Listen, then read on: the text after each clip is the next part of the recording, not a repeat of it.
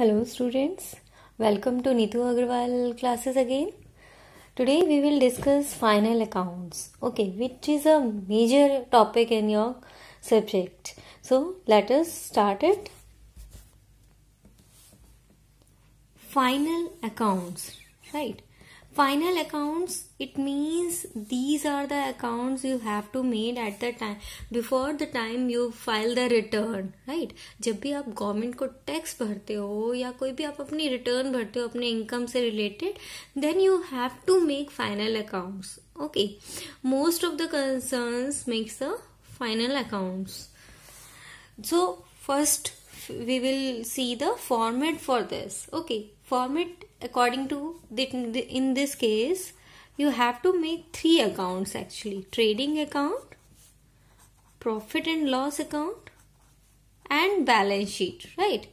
So इन तीनों का ही आपको फॉर्मेट आपको पता होना चाहिए कि किसमें किस तरह के खर्चे रखे जाते हैं या किस तरह से इनका डिवीजन हुआ है, राइट? ट्रेडिंग अकाउंट एक मेजरली हम ब्रीफली थोड़ा जान लेते हैं. Trading account is all about direct expenses, direct material, raw material, right? Inventory, your purchases, sales, stock. Okay, so direct जितने भी expenses हमारे होते हैं, whatever we are involved in the goods or services, so this is the account for direct expenses. Profit and loss account, this is for office, admin, selling expenses, right? All the indirect expenses we incurred during the business course of action, right? So profit and loss account is all about for indirect expenses and incomes as well. Balance sheet is all about, see, in these two accounts we have make debit and credit, right? But in balance sheet we just partition in the liabilities and assets. Okay, and this is on a particular date, as on like 31st March हमारा accounting year का last day होता है, ठीक है? तो as on हम क्या लिखते हैं ऊपर, balance sheet as on, like ledgers में लिखते थे हम, जैसे कि इसी तरह. और trading and profit and loss account for the period of this, right? So यहाँ क्या लिखेंगे, फॉर द ईयर 2021 और 1920, बिकॉज 1 अप्रैल से लेके नेक्स्ट 31 मार्च तक आपका अकाउंटिंग ईयर चलता है. So let us see the format first.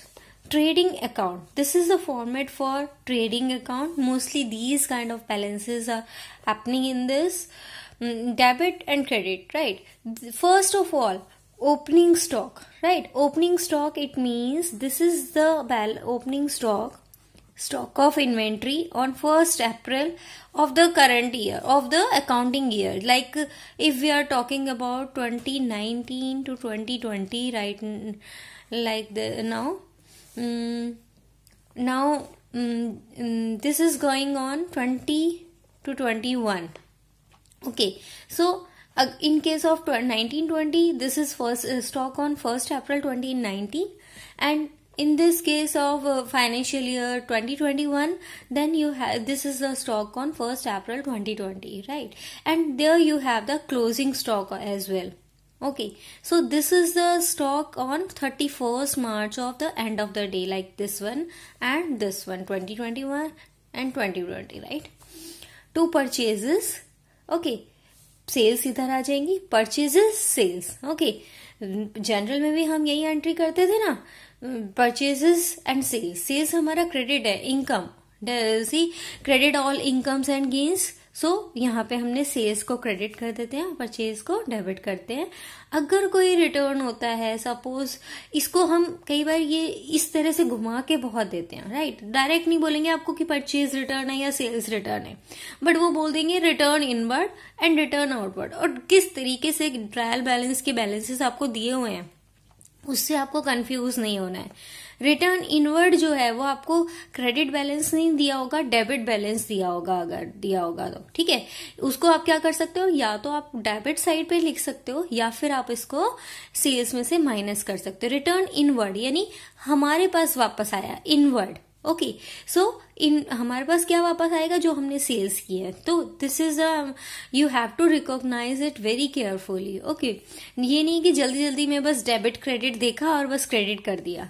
Purchases and return outward. See, हमने बाहर वापस कर दिया है, राइट. वापस क्या करेंगे, जो हमने परचेजेस किया. अगर कोई इन्वेंट्री ऐसा आ जाता है जो डिफेक्टिव है तो उसी को आप रिटर्न करते हो, राइट. तो ये हमारा यहाँ पे और ये जो अमाउंट दिया होगा ये क्रेडिट में दिया होगा अगर वो डेबिट और क्रेडिट के बैलेंसेस दिखा रहे हैं सिर्फ. अदरवाइज अगर क्लियरली लिखा हुआ है कि परचेज रिटर्न है या सेल्स रिटर्न है, then you can do it easily. Next यहाँ पे आता है हमारा एबनॉर्मल लॉस ऑफ स्टॉक. अगर कभी ऐसा होता है कि लॉस हो जाता है, जैसे कि कई बार क्या होता है, private purchases of proprietor, right, of goods. So वो क्या है, एक तरह का ड्रॉइंग है, राइट. तो परचेजेस हम माइनस करते थे. कभी भी हमारा लॉस ऑफ थेफ्ट होता है, चैरिटी में गुड्स देते हैं, मतलब जिस चीज में हम डील कर रहे हैं वही चीज हम चैरिटी में अगर दे रहे हैं तो वो परचेजेस में से माइनस हो जाता था, क्योंकि वो उसकी कॉस्ट से हमारा स्टॉक कम हो गया. ओके, और कभी एक्सीडेंट से जैसे कुछ, तो या तो हम उसको यहां से माइनस कर सकते हैं या हम इसको यहां शिफ्ट कर सकते हैं. एबनॉर्मल लॉस ऑफ स्टॉक, और जो भी हमारी क्या कहते हैं स्टॉक का जो भी लॉस होता है वो हम यहाँ लिख सकते हैं, राइट. या और जो प्राइवेट परचेजेस हैं या हमने चैरिटी की है, डायरेक्ट परचेजेस मतलब हमने गुड्स किसी को डिस्ट्रीब्यूट किए हैं, तो वो यहाँ से हमारा परचेजेस में से माइनस किए जा सकते हैं. Next, the wages to wages and. अच्छा, एक चीज और मैटर करती है, trading account and P&L account में आपको टू और बाय लगाना ही है. टू डेबिट के साथ, बाय क्रेडिट के साथ. बट बैलेंस शीट में आपको ये चीजें यूज नहीं करनी है. Okay, so to wages and salaries. अगर यहाँ कभी आपको दिया है सैलरीज, तो वो आपका ट्रेडिंग अकाउंट का जो है ट्रेडिंग अकाउंट का बैलेंस नहीं है. ओके, वेजेस हैं, that means you are giving it to your workers. तो लाइक जो कारीगर होते हैं, ठीक है, जो मेन काम कर रहे हैं, जो हमारे गुड्स और इनको बना रहे हैं. टू फ्रेट मतलब किराया. जैसे कुछ आप अगर सामान लाते हो, स्टॉक वगैरह लेकर आते हो, तो उसको फैक्ट्री एरिया तक पहुंचाने का किराया. टू कैरेज इनवर्ड, कुछ अगर हम मशीनरी लेकर आ रहे हैं या कोई भी ऐसी चीज लेके आ रहे हैं जिसको हमें लाने के लिए एक पर्टिकुलर एक्सपेंस करना पड़ रहा है, दैट इज कैरेज इनवर्ड. उसको वहां फैक्ट्री एरिया तक लाने का खर्चा. ओके, ये किसी भी नाम से हो सकता है, फ्रेट से हो सकता है, कैरेज इनवर्ड से हो सकता है, कार्टेज से हो सकता है, right. Any word can be used by the examiner. To power and fuel. Power and fuel क्यों इसमें आया है, क्योंकि ये एक डायरेक्ट खर्चा है, जब तक इसमें फ्यूल भी ऐड है, राइट. पावर को आप इलेक्ट्रिसिटी से भी मान सकते थे, बट डायरेक्ट उन्होंने पावर एंड फ्यूल कहा. That means it is related to a factory machinery और अदर थिंग्स, राइट. एक चीज और यहाँ पे आ जाती है, ट्रेड एक्सपेंसेस, राइट. नहीं, नो सॉरी, ठीक है. ट्रेड एक्सपेंसेस कई बार हमें गिवन होता है trade expenses, right. Trade expenses debit amount में होगा कुछ ना कुछ, राइट. तो ट्रेड एक्सपेंसेस को आपने कभी भी ट्रेडिंग अकाउंट के साथ सिमिलैरिटी देखकर trade expenses trading account, no, but नाम बेशक से उससे रिलेटेड है, but this is totally different from the trading, right. Trading account, actually trading account जो है वो हमारे डायरेक्ट एक्सपेंसेस के लिए अभी हमने पढ़ा, ठीक है. बट ट्रेड एक्सपेंसेस क्या, ट्रेडिंग वैसे लिटरली जो हम बिजनेस मीनिंग करते हैं, ट्रेडिंग का बिजनेस मीनिंग क्या है कि आपने को एक चीज, जो भी गुड्स आप बेच रहे हो, वो एक जगह से खरीद रहे हो और दूसरी जगह सेल आउट कर रहे हो, राइट. एक जगह से आप उसको खरीद के लेके आ रहे हो, दूसरी जगह सेल कर रहे हो. दिस इज अबाउट ट्रेडिंग, कि आप खुद से उसका मैन्युफैक्चर नहीं करते हो. Okay, you are not manufacturing it at your place. Okay, so उस केस में आपका मैन्युफैक्चरिंग तो कुछ हुआ ही नहीं ना. Trading account is all about manufacturing. So अगर ट्रेड एक्सपेंसेस आते हैं, दैट मीन्स कि आप उसको बाय एंड सेल कर रहे हो, जो उसके ऊपर आपके कुछ एक्सपेंसेस आ रहे हैं. सपोज आपने एडवर्टाइजिंग करी कुछ, ठीक है, या यहाँ से कुछ को खरीद के लेके आए, उसमें आपने कोई कमीशन पे करी है, right. So these are the trade expenses and these are all indirect expenses and going to the P&L account. Clear है, राइट। सो ये आपका क्लियर हो गया। अगर आपका बैलेंस, आप इसको क्या करोगे, बैलेंस करोगे, और जो भी बैलेंसिंग फिगर आएगा, अगर आपका इस साइड बैलेंसिंग फिगर आता है तो आपका ग्रॉस प्रॉफिट होगा, क्योंकि ये वाली हमारी इनकम्स है एक तरह से, और ये हमारे एक्सपेंसेस है। तो यहाँ की तरफ अगर आता है balancing figure, then that will be a gross loss. Okay, and this is the gross profit. Next we will look the profit and loss account now. This is the format of profit and loss account, debit credit, all expenses and all gains, but it is all about indirect expenses and indirect incomes। जो भी gross profit था, अगर हमारा gross profit सी debit side था तो हमने इसको credit side, ये तो आपको पता ही है, लेजर में भी आप बैलेंस करते थे, ब्रॉड डाउन करते थे, ठीक है। अगर हमारा इस तरफ सीडी होता था, इधर बीडी आ जाता था, इधर सीडी होगा तो इधर बीडी आ जाएगा, राइट। तो ग्रॉस लॉस क्रेडिट साइड था, डेबिट आ गया, डेबिट था, क्रेडिट साइड आ गया ग्रॉस प्रॉफिट। नाउ यहाँ पे क्या क्या एक्सपेंसेस दिए जाते हैं, to salaries, but this is not the salary of workers, this is the salaries of our employees for indirect purposes like admin, sales और अदर स्टाफ।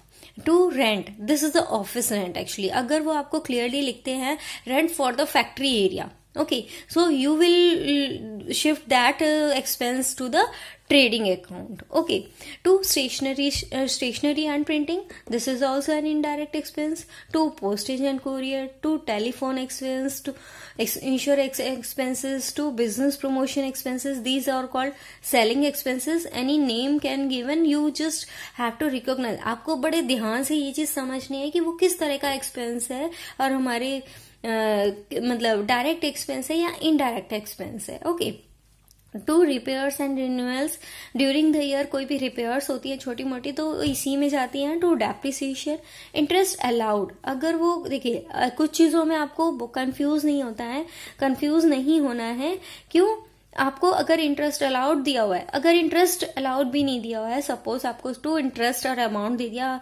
10,000 रुपए, तो आपको ये देखना है कि वो इंटरेस्ट डेबिट है या क्रेडिट है। अगर कुछ भी नहीं दिया है, इन इवन दैट केस, ठीक है, अगर आपको ये बोला है कि डेबिट भी नहीं है, क्रेडिट भी नहीं है, ये भी आपको गिवन नहीं है, सिर्फ टू इंटरेस्ट लिख दिया, तो आप क्या एज्यूम करोगे, टू इंटरेस्ट अलाउड, राइट। अगर हम ये नहीं बताया गया कहीं पे कि इनकम है या एक्सपेंस है, तो हम उसको एज एन एक्सपेंस ट्राई करते एज्यूम करते हैं। To conveyance, to bank charges, financial expense हो गई है हमारे। To general expenses, to electricity expenses, to loss by fire और थेफ्ट।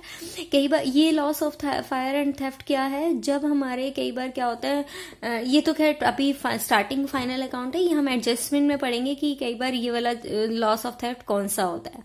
ये वो है अगर हमने कभी इंश्योरेंस कराई है कि तो अनक्लेम्ड, राइट, हमारी जो इंश्योरेंस कंपनी है वो पूरा का पूरा लॉस तो हमें नहीं देती है, तो जो वो पार्ट नहीं दे रही है that will come here, right, जो हमें अपने आप से ही भरना है। To commission allowed, actually this is the commission allowed, अगर कमीशन रिसीव्ड है then it will come on the credit side. Okay, to advertisement, to carriage outward, see आपको कैरेज में भी ध्यान रखना है बड़ा, कैरेज इनवर्ड होगा अगर तो it is a direct expense, and carriage outward अगर हुआ then it is a indirect expense. Discount allowed, travelling expenses, to bad debts. On the credit side, interest received, rent received, commission received। सी या तो आपको ये चीजें received करके लिखी होंगी या उनका क्रेडिट अमाउंट दिया होगा, राइट। ऊपर कुछ ना कुछ तो ऐसा मेंशन जरूर होगा जो आप उसको पहचान सको। You have to just think carefully. Okay, bad debts recovered, अगर कोई बैड डेट्स हो चुके हैं ऑलरेडी, हम खर्चा उसका दिखा चुके हैं, बट स्टिल वो पुराने साल के थे लेकिन इस साल वो रिकवर हो गए, हमने सोचा नहीं था कि वो पैसे आएंगे, तो वो हमारी इनकम बन जाती है, and that will come on the credit side of P&L account. By income from investment, this is the interest from investments like, right, or dividends any। by dividend on share, by miscellaneous income, any कोई random अगर कोई income होती है then it will come here। now net loss और net profit, this is the balancing figure, like आपने यहाँ पे भी पढ़ा था कि डेबिट साइड आएगा तो प्रॉफिट होगा और क्रेडिट साइड आया तो लॉस होगा। सेम एज हियर कि अगर डेबिट साइड बैलेंसिंग फिगर आया तो आपके पास नेट प्रॉफिट निकल कर आएगा। ओके, एंड अगर क्रेडिट साइड बैलेंस आया देन आपका नेट लॉस हो जाएगा। ओके आपके पास यहाँ पे क्या निकला था, ग्रॉस प्रॉफिट। आपने इनडायरेक्ट एक्सपेंसेस और इनकम भी कंसिडर कर ली, then you will get the net loss और नेट प्रॉफिट, राइट? क्लियर है? Now we see the balance sheet, right? So I hope it is clear up to now. Balance sheet is all about as on date, right? It is on a particular date. Balance sheet as on this is right, 31st March this is right, 2020 2021 whatever, for which year you are making, you can put here, right? See, balance sheet आप दो तरीके से बनाते हैं. First is order of liquidity and second is order of permanence. Order of liquidity का मतलब क्या है कि जो हमारे ज्यादा लिक्विड है, right? It means like current. दो तरह के देखिए एसेट्स होते हैं, एक करंट एसेट और एक होते हैं फिक्स्ड एसेट्स. तो करंट एसेट्स जो होते हैं वो मार्केटेबल ज्यादा होते हैं, उनको अगर हम बेचने चाहें वो बहुत जल्दी बिक जाएंगे और हमें अपना पैसा रियलाइज मिल जाएगा.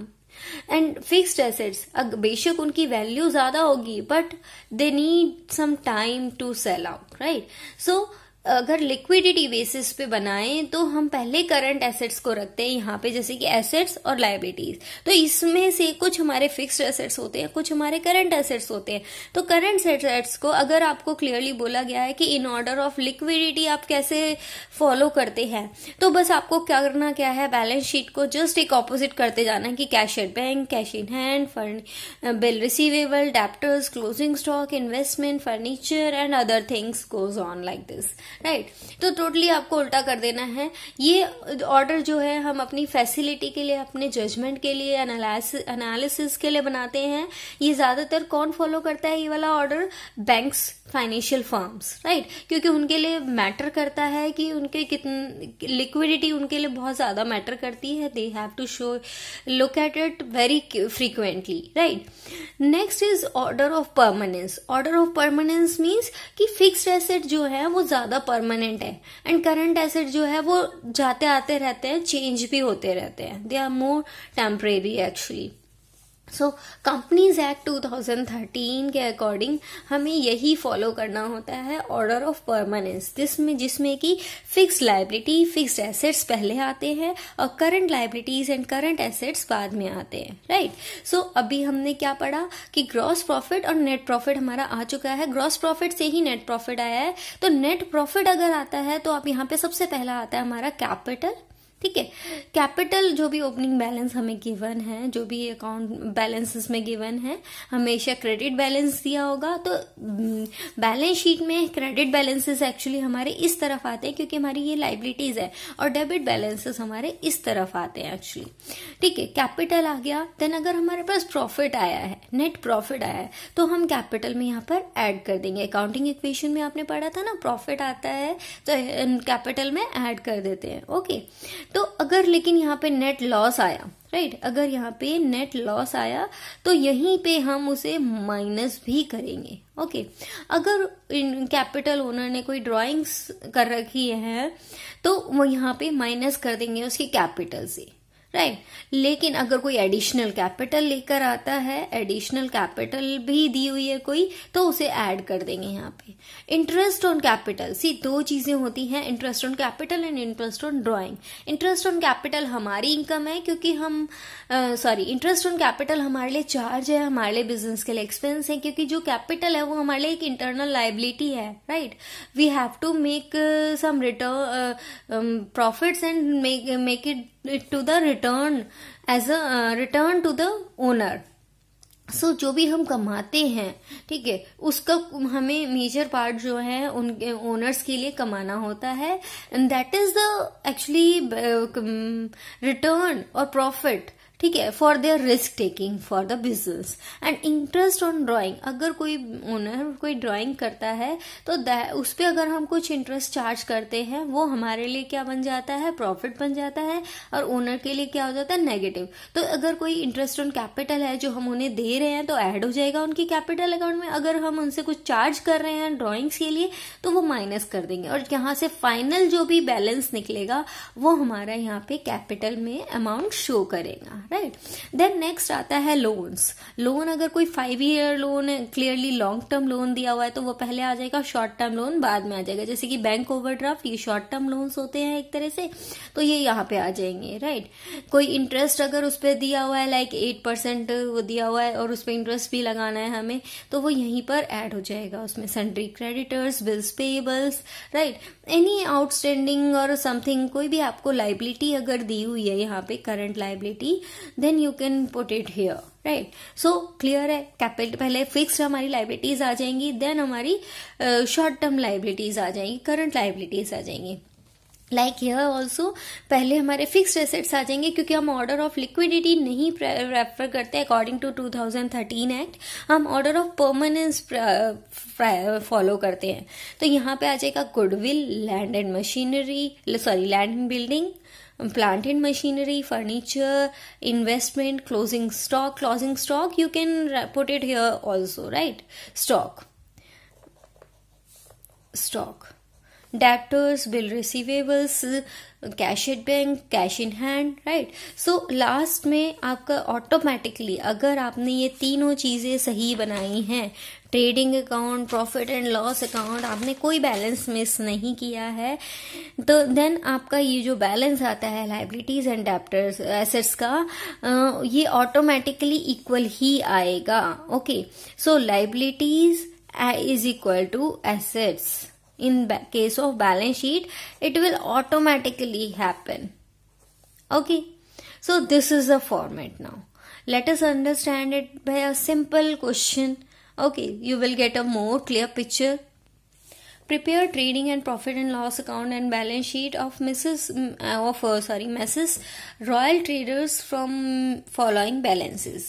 So these are the debit balances and these are the credit balances. We have closing stock 8,000. Prepare the accounts, right? So let us start. We will first make the format for this.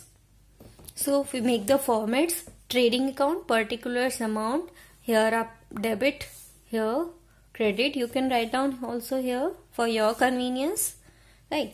And here ये हमारा credit रहता है, ये हमारा debit रहता है, right. So let us start with the question.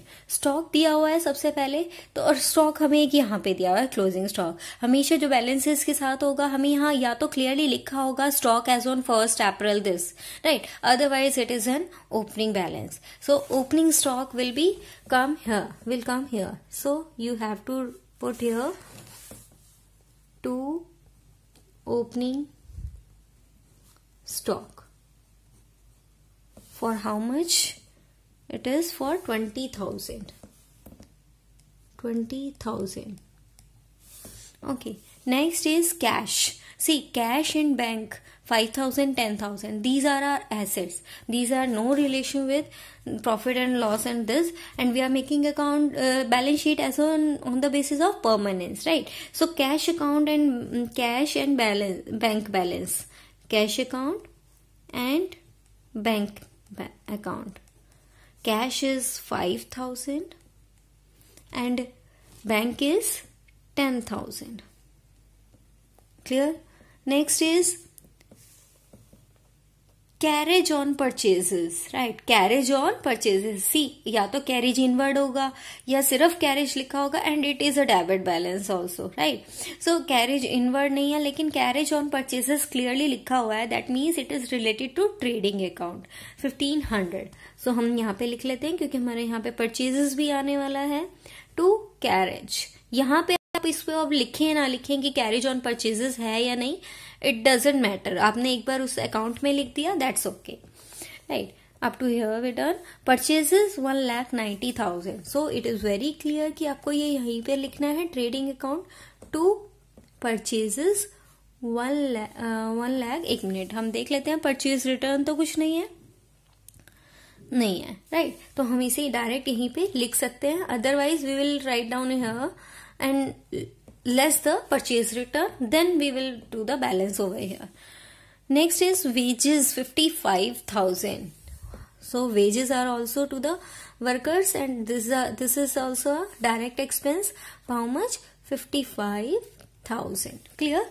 Next is drawings. See drawings, पहले drawings क्या करते हैं हम कैपिटल में से माइनस करते हैं. तो पहले कैपिटल लिख लेते हैं बैलेंस शीट में 2 lakh, right. So in balance sheet we will write down here capital that is 2 lakh less drawings. Drawings how much? That is 9,000. अभी हम इसको और बैलेंस करके नहीं लिखते क्योंकि जो भी हमारा नेट प्रॉफिट या loss whatever it will come, it will adjust in the capital also, right. So drawings we have done. Machinery 1 lakh. Machinery is in fixed assets, right? Machinery is a fixed asset. So we will write down here machinery account that is 1 lakh rupees. Okay. Next is debtors. Debtors are 27,000. So debtors is our current assets. Debtors accounts that is 27,000. Next is debtors are done. Postage. See, postage जो क्या है, हम किसी को correspondence के through कुछ भेजते हैं, ऑर्डर करना है या कुछ भी हमें सेल्स के रिगार्डिंग कुछ इंस्ट्रक्शंस देने हैं, तो पोस्टेज क्या आता है, हमारा एक इनडायरेक्ट खर्चा है that will go to the P&L account to postage. ये एक लाइन हमने क्यों छोड़ दी कि कोई भी अगर ग्रॉस प्रॉफिट है या ग्रॉस लॉस हमें पहले से तो नहीं पता, then we just make a line blank. Postage 300, right. हम उसे लीव कर देते हैं एक line, otherwise we will fill it. Postage हो गया. Sundry expenses. Sundry expenses these are also indirect expenses. Sundry expenses there is no clarification about it any other thing कि ये किस चीज से रिलेटेड है. तो सन्ड्री एक्सपेंसेस जो भी हमारे होते हैं जनरल एक्सपेंसेस. अब जो मिसलेनियस एक्सपेंसेस कह लो, जनरल एक्सपेंसेस कह लो या सन्ड्री एक्सपेंसेस कह लो, all these 3 are same. Okay, and this is related to the profit and loss account. Rent. See, यहाँ पे हमें कुछ भी रेंट फॉर द फैक्ट्री नहीं लिखा हुआ, right. So this is our indirect. We will assume is at a indirect expense और rent for the office, right. So rent 4,500 to. So rent हमें इनडायरेक्ट एक्सपेंस है 4,500, तो हम यहाँ लिख देंगे to rent 4,500. Next is furniture. Furniture is 35,000. So furniture is our fixed assets. Furniture account how much? That is 35,000. आप लोग ये बड़ी गलती करते हैं, आप लोग इसके ये क्लियरली लिखा करिए ताकि आपकी कैलकुलेशन में आपके लिए इजी हो जाए. Next thing is sales. Sales कहाँ जाएगा? Credit side of trading account, right. So हम यहां लिख देंगे by sales. How much? 2,45,000. Clear. Next are creditors. Creditors are current liability. Okay, जैसे हमने यहाँ पे ये लिखा था, हम यहाँ लिख देंगे creditors accounts. How much? That is 10,000. Next is bills payable. Bills payable is also a current liability. So bills payable, how much? That is 4,000. Next is capital. Capital हम पहले ही लिख चुके हैं यहाँ पे 2 lakh. Next is what we left? Closing stock 8,000, right? So closing stock जब भी हमें दिया होता है हम यहाँ पे लिख देते हैं इसको closing stock. ओपनिंग स्टॉक जिस तरफ आया उससे ऑपोजिट साइड पे क्लोजिंग स्टॉक आ जाएगा आपका, that is 8,000, right. Closing stock क्या है? हमारा स्टॉक है जो हमारे पास रखा हुआ है, तो that is also are current asset, right. So you can write down here closing stock and that is 8,000. Okay, अब हमें करना क्या है? सिर्फ एक कैलकुलेशंस करनी है, इसको बैलेंस करना है. हमें क्या देखना है? सबसे पहले हमें देखना है कि किस तरफ ज्यादा है ये अमाउंट, राइट. यहाँ पे 1 lakh आ रहा है, यहाँ पे ऑलरेडी 2 lakh है. 45,000 8,000 यानी ऑब्वियसली कैलकुलेट करके देख लेते हैं एक बार. यहाँ पे 55,000 भी है. So just let's do the calculation now.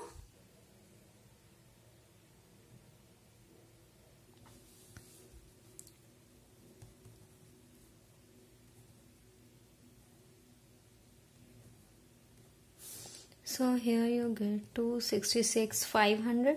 यहाँ पे आपका ये आ जाता है, इसको आप माइनस कर लोगे, then you will come here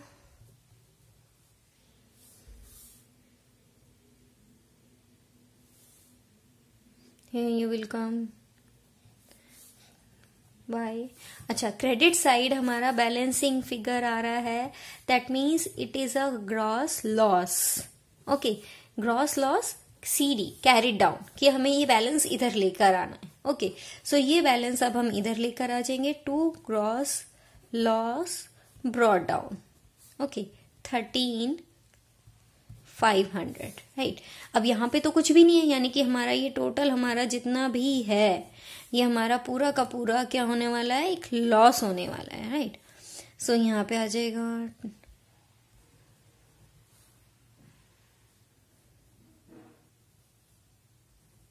this is 20,000। सो यहाँ पे हम लिख देंगे बाय नेट लॉस, ये क्या है, balancing figure, and that is to transferable to the balance sheet. This is 20,000। सो ये 20,000 क्या है, हमारा नेट लॉस है, यानी कि हम कैपिटल में से क्या करेंगे, इसको माइनस कर देंगे यार 20,000। सो इन दिस केस नाउ आप क्या करेंगे, यहां से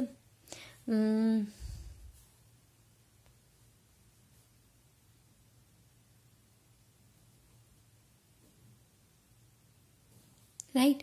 सो ये हमारा कैपिटल का बैलेंस आ गया। अब हमें यहाँ कुछ और बैलेंस नहीं करना है, कोई ऐसा अमाउंट नहीं रह गया है जो हमने छोड़ दिया हो, हमें इसे सिर्फ ऑटोमेटिकली हमारा सेम इक्वल आना ही चाहिए, राइट, अगर हमने सब कुछ सही किया है क्वेश्चन में।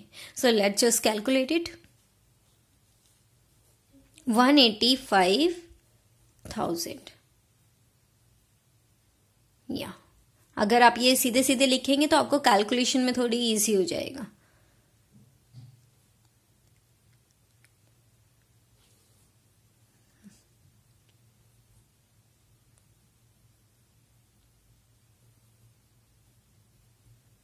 yes, so we will get the same amount over here, that means हमने बिल्कुल सही किया है सब कुछ। पहले हमें यहाँ पे ग्रॉस लॉस मिला, नेट लॉस मिला, देन हमने यहाँ पे ट्रांसफर कर दिया।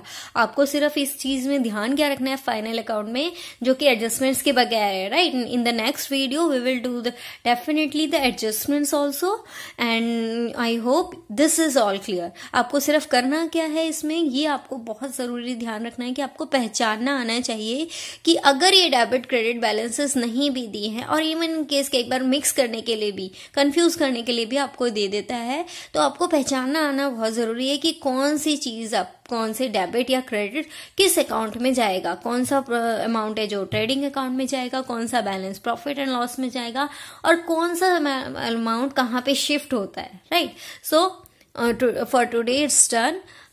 Do practice and study well for the your exams. Do subscribe the channel if you haven't done. Thanks for watching.